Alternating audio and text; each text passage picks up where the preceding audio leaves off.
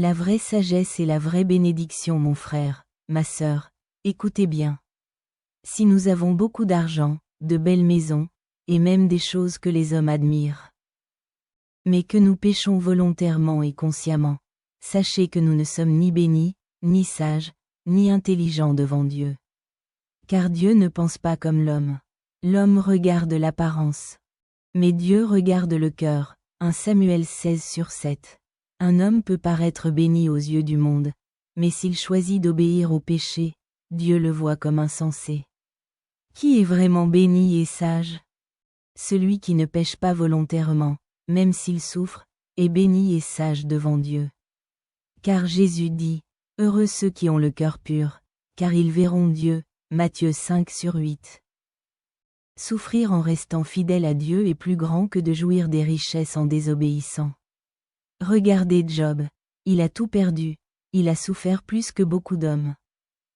Mais Dieu l'a trouvé fidèle et lui a redonné le double. Job 42:10. Voilà un homme que Dieu a jugé sage.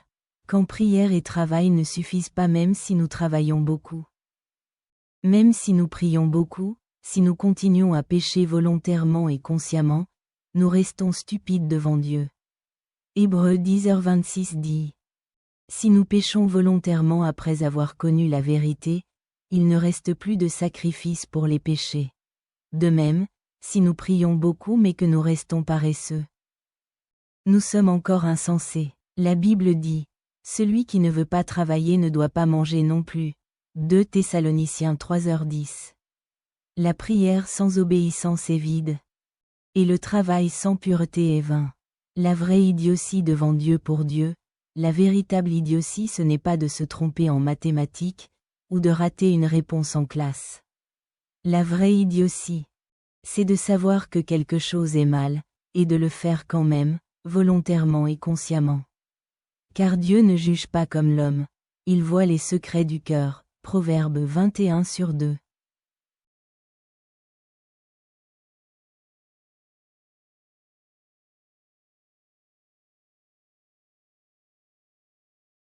La vraie justice et la vraie sagesse. Beaucoup disent que la Bible est compliquée, qu'il y a trop de choses, que ça dérange, que ça abrutit. Mais je pose une question. Entre la créature et le Créateur, qui est plus sage et plus intelligent? Est-ce l'homme qui est limité, ou Dieu qui connaît tout et voit tout? La Bible dit, « Ses pensées ne sont pas nos pensées, et ses voix ne sont pas nos voix. » Ésaïe 55/8. Alors pourquoi penser que notre petite intelligence est plus claire que la parole de Dieu? Un enfant qui refuse l'enseignement de son maître croit être libre, mais en vérité il prépare son échec. La justice des hommes est la justice de Dieu si tu pratiques ta propre justice, sans Dieu. Il est vrai que tu éviteras certains problèmes sur la terre. Tu pourras paraître sage devant les hommes. Mais sache ceci, cette justice selon l'homme finira toujours par te rattraper. Car elle n'est pas fondée sur la sagesse de Dieu.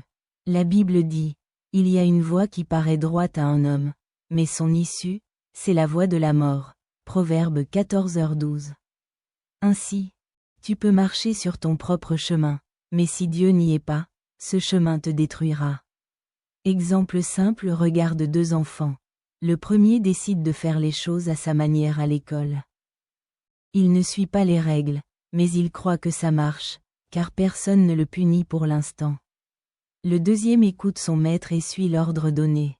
Lequel, à la fin de l'année, réussira vraiment? De même, la justice humaine semble fonctionner un temps, mais seule la justice de Dieu dure éternellement.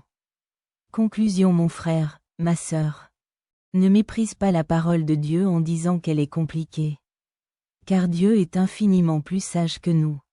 Celui qui suit la justice de Dieu marche dans la vraie sagesse et la vraie intelligence. La crainte de l'Éternel est le commencement de la sagesse. Proverbe 9h10.